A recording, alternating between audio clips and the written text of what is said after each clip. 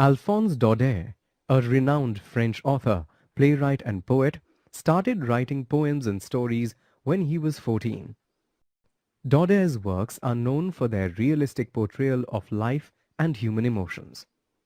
Several of them reflected his own experiences. Some of his notable works include the short story collections Letters from My Mill and Monday Tales, and the novels Tartarin of Tarascon and Froment and Rizzler. Daudet enlisted in the army during the Franco-Prussian War, and the influence of this experience is evident in the stories in Monday Tales. The last lesson, which is from the collection, is set against the backdrop of France's loss in the war. It revolves around the impact of this loss on life and schooling in the Alsace region of France. Through the recollections of a young Alsatian schoolboy, it reveals how deeply intertwined language is with national pride and identity. Here is a summary of The Last Lesson by Alphonse Daudet. Franz, the narrator of the story, was running late for school one day and was worried about getting a dressing down from his teacher, Monsieur Hamel. He had not learnt the rules of French participles like Monsieur Hamel had asked them to. As Franz hurried to school, he noticed a crowd in front of the village's bulletin board. Since he was already late for school, Franz did not stop to read the news. When he reached school, Franz couldn't hear the usual bustling sounds heard at the beginning of a school day.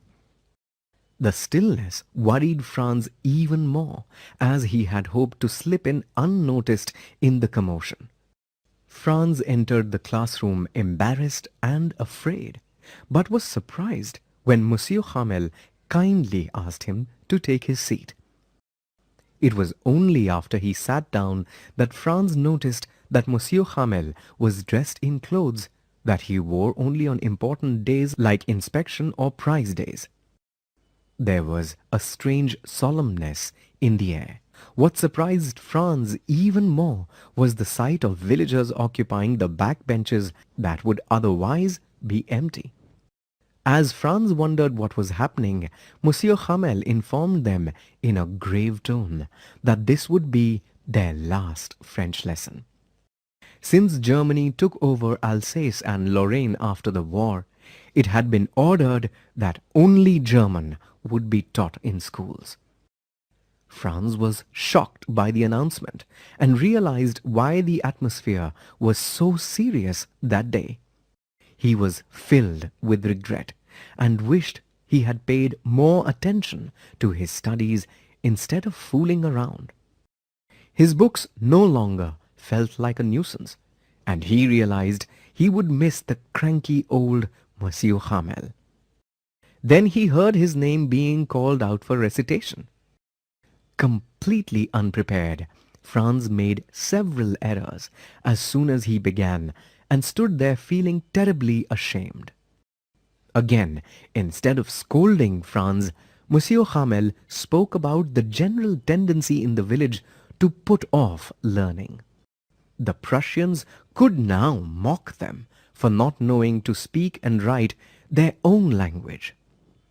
Monsieur Hamel went on to say how it was not just Franz's fault. Franz's parents were guilty too, for they preferred that he work on a farm or at a mill than attend school. Monsieur Hamel confessed that he himself acted irresponsibly when he gave students holidays so that he could go fishing. Monsieur Hamel then spoke about how French was the most clear and logical language, and how they must guard the language. By doing so, they would have retained at least one part of their freedom. While they continued with the lessons for the day, Franz found himself paying attention to every word that Monsieur Hamel uttered. Monsieur Hamel, too, taught with a zeal like never before. At one point, Franz looked up from his work and saw Monsieur Hamel gazing at everything as if he was trying to take a mental photograph of everything he could see.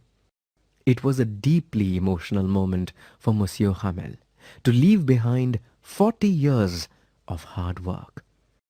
Even the villagers seemed to be overcome with emotion.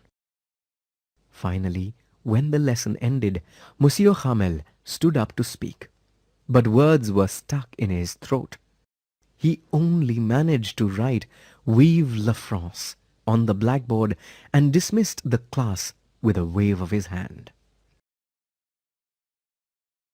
The main characters in the last lesson are Monsieur Hamel, a French teacher with 40 years of experience, and Franz, a student. Some villagers feature briefly in the story too.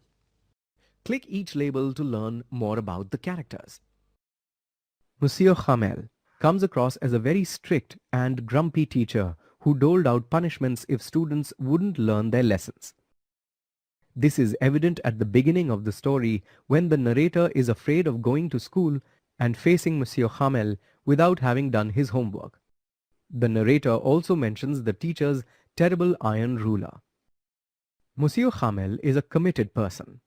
He had taught at the village for 40 years until the new government's ruling forced him to leave. His faithfulness to his job is partly the reason some villagers attended his last class. There were instances where he chose fishing over his work, but this easygoing attitude seems to be indicative of the way of life in the village. Monsieur Hamel is patriotic and had great love for his country and language. During the last class, he calls French the most beautiful, clearest, and most logical language in the world. He urges his students and the villagers to guard their language at any cost.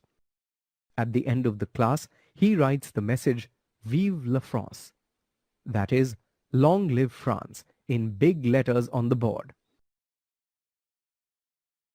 Franz is the narrator of the story, and we see the events of Monsieur Hamel's last lesson through his eyes. Franz comes across as a carefree individual who preferred spending his time outdoors rather than within the four walls of a classroom.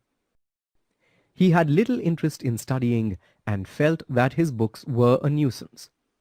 Franz is regretful when he realizes that he wasted the opportunity he had to receive a proper education. He wishes he had spent more time on his books instead of hunting for birds' eggs or sailing on the Saar River. Now let us examine the story closely. The last lesson is set around 1873 in a town in Alsace, France.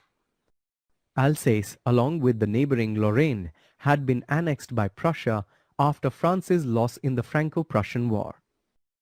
Using this setting, Daudet artfully brings out the anguish that comes with the loss of freedom. The dominant theme of the last lesson is the love for one's country and language. This is evident from everyone's response to the ruling from Berlin. Along with the children, adults too participate wholeheartedly in Monsieur Hamel's last class. In fact, everyone is extremely emotional at the thought of French no longer being a part of the school lessons. Franz regrets not having taken his French and history lessons seriously. The theme comes out most obviously from Monsieur Hamel's actions. For instance, he talks about the beauty of the French language. The copies he gives out has "France Alsace" written on them. Finally, when the bell rings, Monsieur Hamel writes "Long live France" on the board. Closely linked to the theme of patriotism is that of language and identity. For all social groups, their language is closely linked to their identity. Therefore, the loss of one's language is akin to the loss of identity. Because of the ruling that replaced French with German in schools, the people of Alsace felt as if they were being asked to give up who they are. Hence, Monsieur Hamel's last class was before a packed classroom, including not just children, but also adults. The significance of language and identity is brought out powerfully through Monsieur Hamel's comment that people have the chance of escaping enslavement if they preserve their language, for language is like a key that will help them get out of the prison. Though not the predominant theme of the story, the last lesson beautifully illustrates the importance of taking education seriously. As Monsieur Hamel puts it, the problem with Alsace was that she puts off learning till tomorrow. Parents preferred it if their children worked on farms or at mills and contributed to the household income. Children whiled time away instead of studying. Monsieur Hamel too was guilty of neglecting his duty so that he could pursue his hobby. Because they took things for granted, they were now in a situation where they were not proficient in their own language and couldn't learn it further.